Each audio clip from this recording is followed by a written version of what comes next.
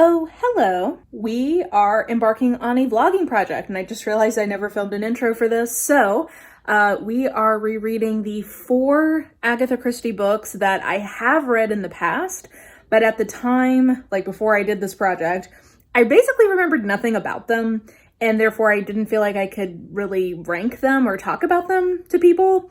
So before I did my full re-ranking video with the other Christie titles that I read for the first time last year, I wanted to do these rereads so that I could do a new ranking video, which I think will be coming later this year. So without further ado, I'm going to throw you back to like February and we're going to go from there.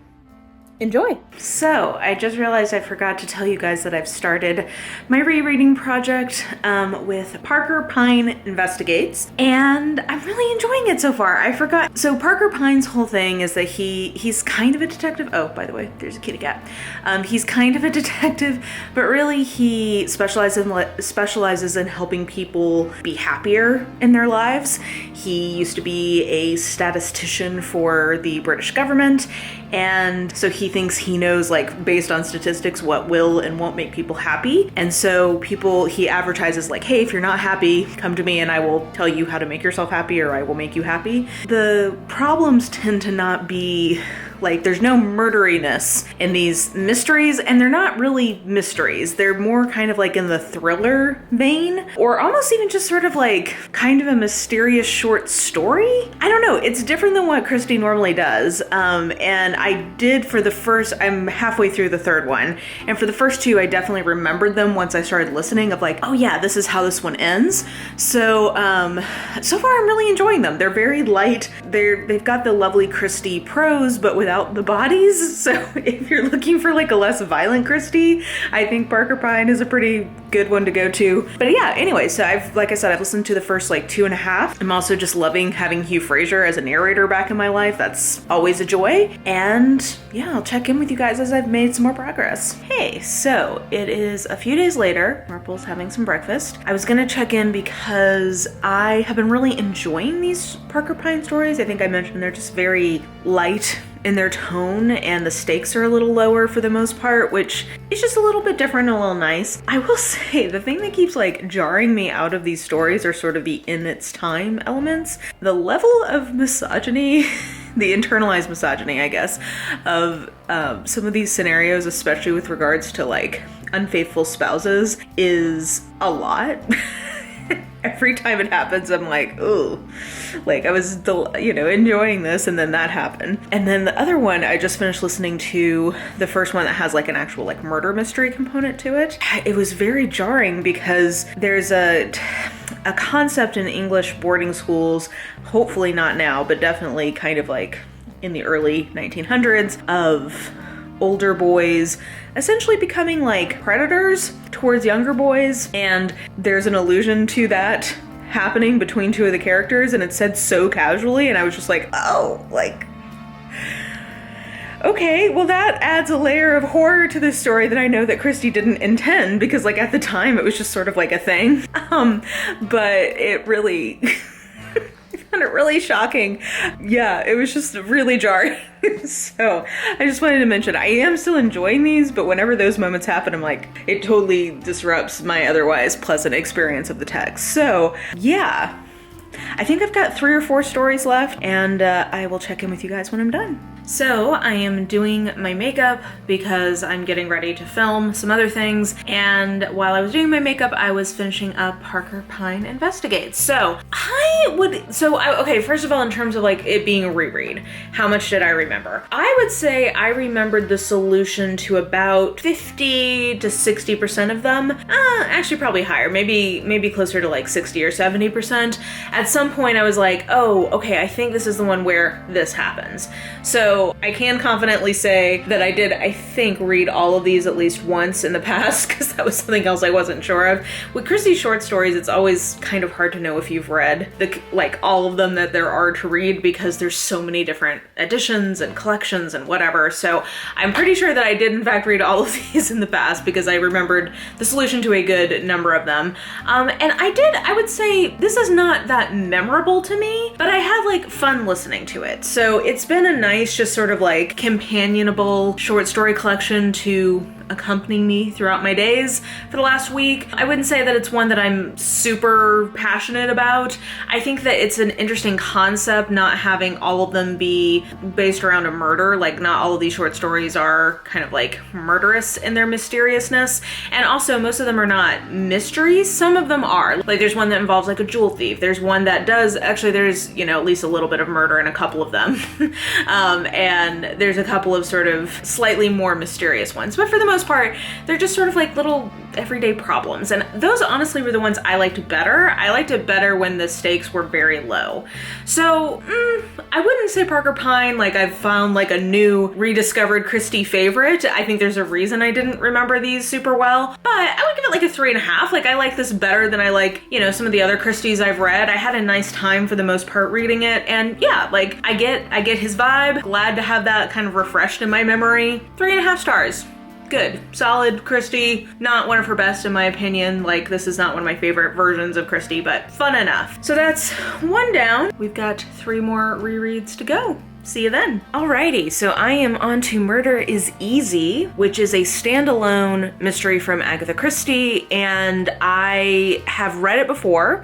According to Goodreads, I gave it a 4-star in the past, and I am currently about halfway through it, so I thought I would check in. I ended up getting through, it's actually not that long of a book. I got through a lot more of it yesterday while I was doing all of my weekly chores. I put it on as my audiobook, and I got about halfway through. So, setup for this one is very delicious Christie fare. Like, this is making me very happy while I'm reading it, even though I'm gonna be annoyed if the plot ends up going in a certain direction. By the way, I have read this before, but I literally remember nothing about this book. Like, even as I'm listening to it, I'm like, I don't remember anything about this. And see, Marple is also excited about this book, which is appropriate enough because the setup includes a very Marple-like character. So our hero is Luke. He is back from abroad. He is a retired sort of like military policeman. Sorry about the lighting here. Let me move out of the direct sun here. He's on his way to London. He has like a train mix-up. He ends up in a car with a little old lady named Mrs.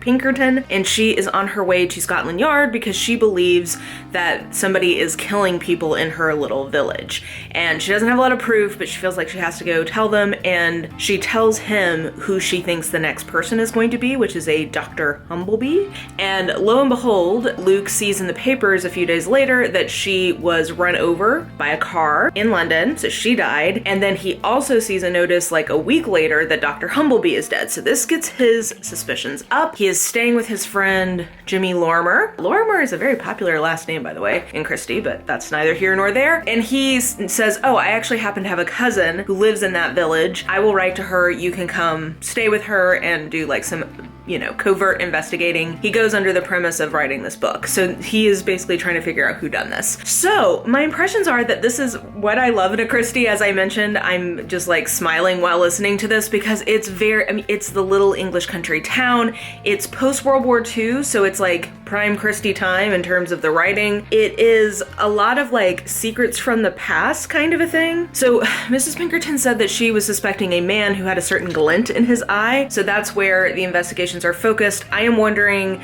often in a Christie, she will tell you like, it is this kind of person and it's, you know, a double fake because it ends up being a different kind of person, but whatever. So right now our suspects are men and it's just super delightful. I have 3 theories of the case, one of which I'm going to be pretty annoyed if she does it because it feels very blatant to me if that is what's happening. And hey, maybe I am subconsciously remembering how this book goes and therefore that's why it feels so blatant, but I'm going to be pretty annoyed if that's how she ends up going. I'm hoping that's a red herring. There's also a romance between the cousin and Luke. Bridget is the cousin and she's engaged to this awful older guy and he falls in love with her and he just had like this big confrontation with her like, why are you marrying him? Which was not awesome, but you know, whatever. Christie wouldn't be Christie if she didn't have some like improbable romance thrown in, and I'm a sucker for a romance, so in the scheme of things, not too mad about it. So anyway, very good chance I'm gonna finish this up today because I'm already chugging along with it, and so far, very much enjoying. I think that my like ultimate feelings about this will be very much driven by kind of like how the mystery itself ends up shaking out. So I'm gonna keep going while I'm working today. Oh man, guys, I don't quite know what to do with this book. Okay, well, first a correction. I think I had said that this was post-World War II. It is not. It is 1939. I thought I heard someone say something about rationing, which is why I thought it was post-World War II, but it's not. It's right at the beginning. The writing I do still enjoy. The atmosphere and tone, like the setting of this is really lovely. It is quintessential Christie, small town village, and they're getting serial murdered. Apparently without people realizing it. So whatever, let's just roll with that. I really don't know what to do with this because the execution of the ending of this book, I think, is not very successful. The content, like what the ending is, it was one of the things I thought might be the case, and I was okay with it. Like it didn't go one of the directions I thought it might, and I was glad it did not do that. The direction it did end up going, I was okay with, but the execution of it was just like maudlin and melodramatic and long, kind of just very drawn out. So I don't know what to do. I did have a lovely time listening to this book. I still do not remember this at all from my first read, which probably should tell us something. So I don't know. I think I'm gonna give it a 3.5 star because like I had a good time in this. I don't think it ultimately is a very successful book in a lot of ways, but it's Christie being, I don't know. I may be tainted by the fact that I've had to read so much Dorothy L. Sayers recently, and just like getting back into the lovely, light, effervescent prose of Christie, I may just be like overly delighted that that's a thing in my life. So yeah, I don't know. I will also give you a warning that I think one of the suspects is queer coded in a way that is of its time, but highly unpalatable to a 2021 reader. So there's also that. I don't know. I did have I feel like I'm coming out more negative because the ending of this book is what I have the biggest problem with. But the actual process of like listening to it, I enjoyed. So do with that what you will. I don't know. We'll just stay at a 3.5 for this one. And I don't know which one I'm gonna read next. You'll find out when I do. Okay, I'm filming and I'm gonna check in while I have this set up. So I have started listening to The Mysterious Mr. Quinn. Now, I definitely have, like this is one that I remember much more than I remembered Murder is Easy. I honestly remembered almost nothing about Murder is Easy, but kind of like Parker Pyne, I'm listening to these and I'm like, oh yeah, I do remember this. Like as I get into them, I'm like, oh yeah, okay. So I had totally forgotten like what the setup for this series of short stories that Agatha Christie wrote was. Basically, Mr. Quinn, I think is magic. Like, I think that's where we're at with this. He shows up whenever, like, a crime is afoot, and Mr. Satterthwaite, who I believe we see in some of the Poirot books as well, he is at these different, like, fancy people places. Like, he's a very kind of, like, rich hanger-oner. Feels like he's at country house parties a lot, that kind of a character. He is a very good observer of what like the truth of the matter is about things, but he struggles sometimes to like focus in on what he has observed. And Mr. Quinn magically shows up, and his name is Harley Quinn. Yes, kind of like the Batman thing. He shows up and he sort of like prompts Mr. Satterthwaite to think through what it is he saw about the crime so that he can then figure out who done it. So I'm struggling with these stories because I like them. Like I'm having a good time. I mean, it's Christie. It's Christie in some of her prime time. This is like in the late 20s, I think probably through the early 30s. And I really like this era of her writing.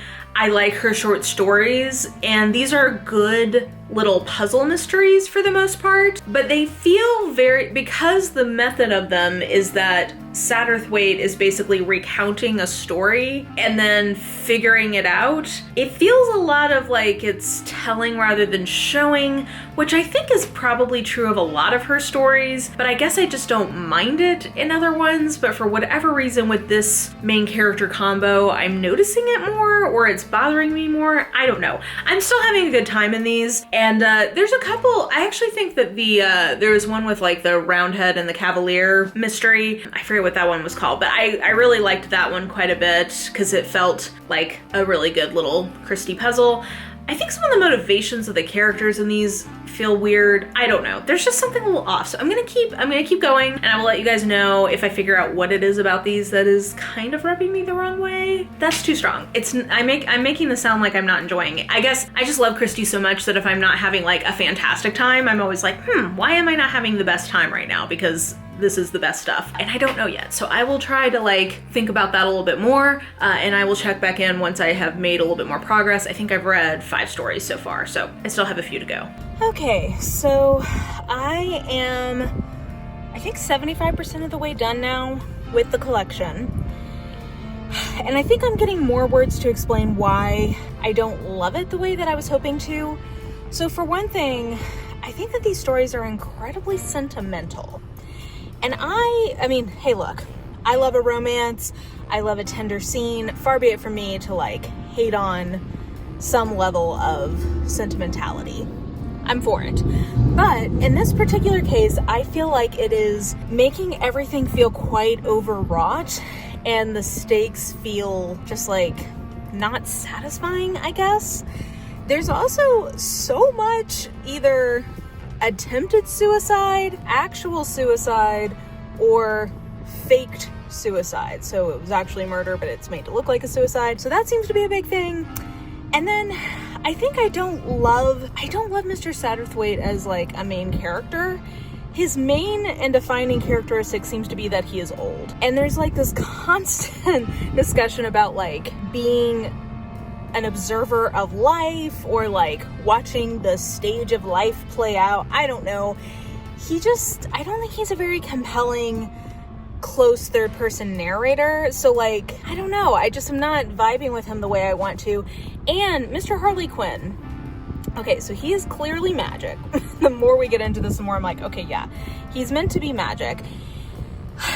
I think there's a more interesting reading of this story where everybody is hallucinating Harley Quinn. I don't think that's what's actually happening in the text, but I would enjoy that if that's what was happening. I don't know. All in all, just like, this is just, it's good. It's Christie. Some of the puzzle mysteries I think are fun, but some of the other ones are just like not really mysteries at all and are therefore just not that satisfying. So anyway, I mean, I'm obviously, you know, having a better time listening to this than I would be listening to any number of other things, but it's just not going to be a favorite Christie. Okay, I'm out and about. I'm about to run into the post office.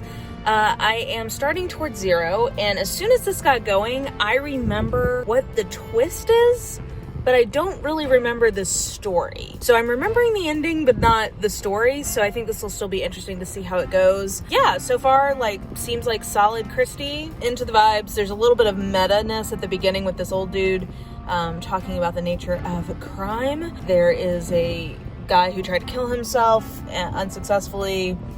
Yeah, so we'll see how it unfolds, but I do remember this twist, and it is a good one. Okay, I am flying through towards 0, and now I am remembering, I think, pretty much the whole story. Yeah, it is good Christie. It is interesting to me that I kind of had forgotten this one, even though I rated it pretty highly. It's actually, now that I'm getting through this, I'm seeing a theme in why maybe Murder is Easy and Towards 0 are the two that I didn't remember, because they definitely have some key similarities to them in certain ways. So yeah, I definitely enjoy this book. I like it, and I think it is definitely interesting knowing kind of like whodunit and rereading it, because you definitely see some like hints at things, knowing kind of how things shake out. So anyway, I'm absolutely flying through this. I probably will finish this today. And yeah, so far, it's a good one. In terms of like where we are, I don't think I mentioned that this is also a superintendent battle story. And we get him at the beginning with his daughter who's been accused of like stealing stuff, and he knows that she didn't.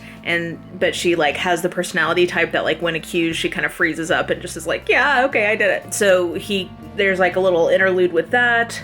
This is sort of an isolated closed circle mystery.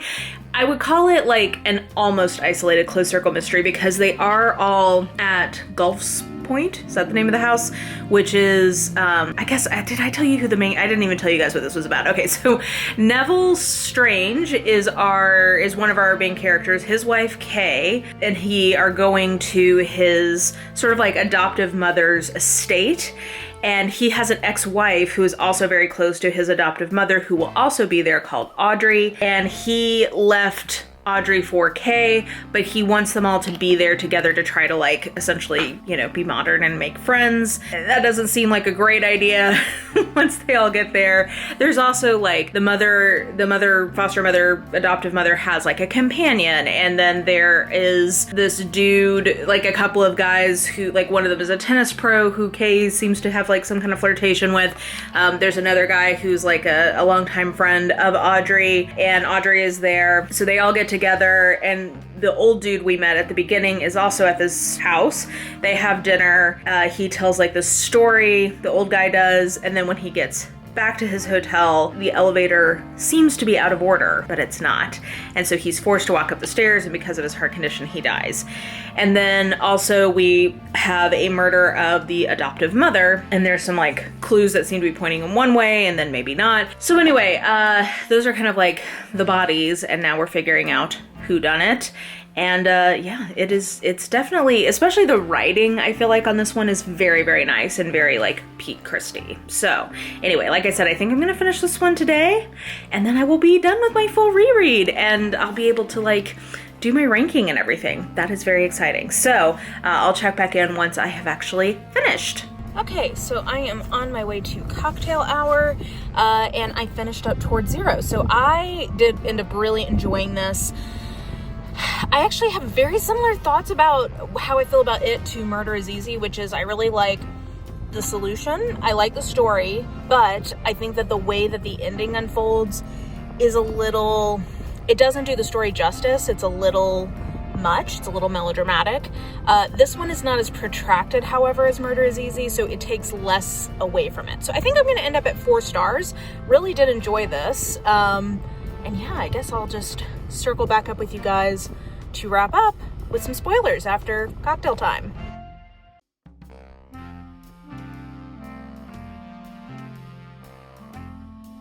Okay guys, I have finished rereading the Agatha Christie books that I did not remember from my first time reading them. Overall, a little bit of a mixed bag, but not really. I mean, so we can start at the bottom and work our way up. So my least favorite definitely was The Mysterious Mr. Quinn, which I gave 3 stars to, which is a B. For Christie, I guess that's a little disappointing because, you know, I love her, but a B is pretty solid. So I would definitely say that was my least favorite just because I felt like it was awfully telling rather than showing in the writing. I like Mr. Satterthwaite. I'm more iffy on Harley Quinn, and those are the 2 like recurring characters. Some of the stories were good, but overall I don't love the trajectory of the collection and kind of what we're ultimately meant to think about who Harley Quinn is. I don't know. Just, it's not my favorite Christie, but it was a fun enough time. I like her short stories. It was okay. Then I would say Parker Pyne Investigates would be my second, like number 3 out of the 4, which I gave 3.5 stars to, which I definitely had more highs with this collection than I did with Harley Quinn. It is also quite sentimental in the same way that Harley Quinn, the Mysterious Mr. Quinn collection was, but it's sentimental in a way that more I could get on board with. For the Mr. Quinn series, I felt like that was kind of melodramatic, whereas for Parker Pyne's, they just felt sentimental, and I am more amenable to sentimentality than to melodrama, if that makes sense. So I liked some of these a lot, and others were just okay, but overall I would think of it as sort of like a B+. Then we get to our 2 full novels, and I actually have incredibly similar feelings about them, which is I very much like the setup and the buildup, but I think they somewhat lose some points in the actual kind of sticking the landing. I think that Towards Zero has a more successful sort of like aha kind of moment to it than Murder is Easy did, and for that reason I would say it was my favorite, and I would definitely give it 4 stars. Like, I think of that as like an A-. The reason I would not give it a full A+ is that I do think the actual psychology is ultimately a little sus. Like, it's a little bit, you kind of just got to go with her on it, and I think the sort of resolution of one of the character or 2 of the characters together, I don't know. I was a little so-so on that. But overall, this is an excellent Christie. I can totally, now that I'm rereading it, I think I mentioned when I was rereading it that as soon as I started getting into it, I was like, oh yeah, I remember the twist in this one. Because it's very memorable, it's very impactful. It is Christie writing sort of in her prime, so it makes sense that it's so good. Murder is Easy, which I would put underneath it, and I would give it a 3.5 star, had a similar issue to me in terms of like the psychology being a little sus and the ultimate resolution of two characters being a little like, I don't know about this, but instead of it being the last like 10% of the book, it's the last like 33% of the book. So while I actually probably prefer the overall like setting of Murder is Easy, I think its ultimate resolution is a little bit more like, I don't know.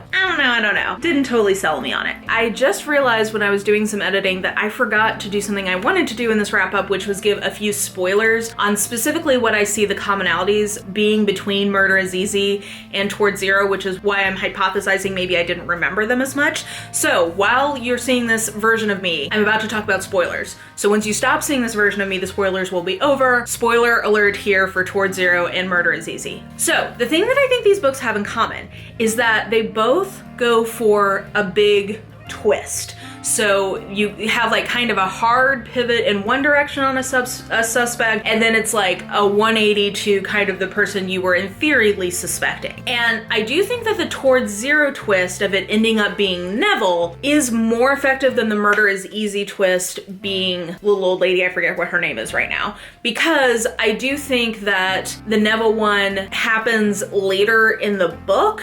Like there's basically, we have more ambiguity around if it's his ex-wife or a different suspect besides Neville. I don't think we're as clearly locked in on her as being whodunit. So I think that leaves some more room for the kind of last third of the book to breathe. And when the revelation of it being Neville happens, I think that you can kind of look back and see the setup for that a little bit better, or like it feels more of like, oh, I didn't notice this, and this. Whereas in Murder is Easy, the little old lady is just acting kind of weird from about the halfway point onwards. She doesn't feel as sort of like, oh, it can't be her. And we also never sort of like rule her out as a suspect.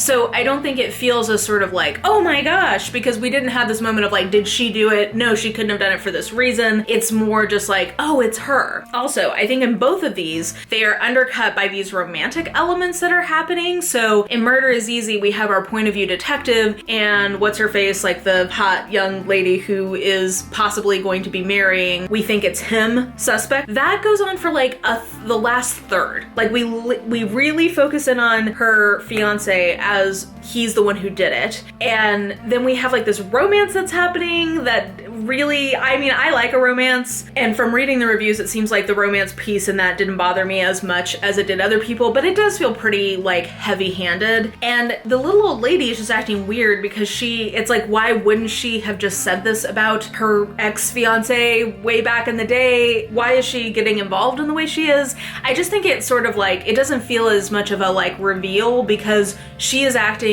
weird, and I don't know. I just feel like the romance piece plus like how much runway there is between when she starts acting weird and when it's revealed that it's her, it just doesn't feel as sort of, I think, like dun dun dun as Agatha Christie intended.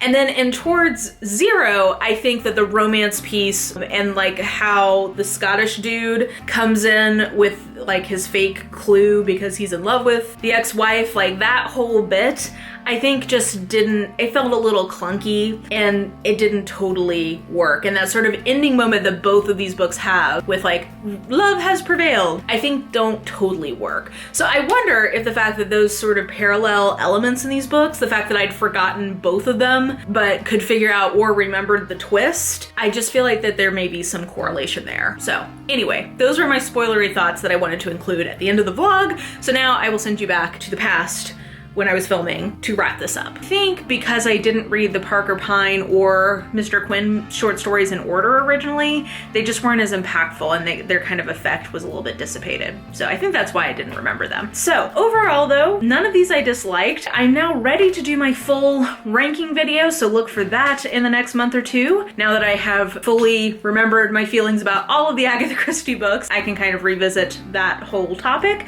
So look for that. But yeah, let me know what you thought of any of the books I talked about. Let me know if you've read them, what you thought about them in the comments below. And I think that that will do it for me. So if you enjoyed this video, please like, subscribe, follow me on the social medias if you are so inclined. I have all that information listed in the description box below, and I think that that will do it. Hope you're having an absolutely lovely day today, and I will just talk to you soon. Bye!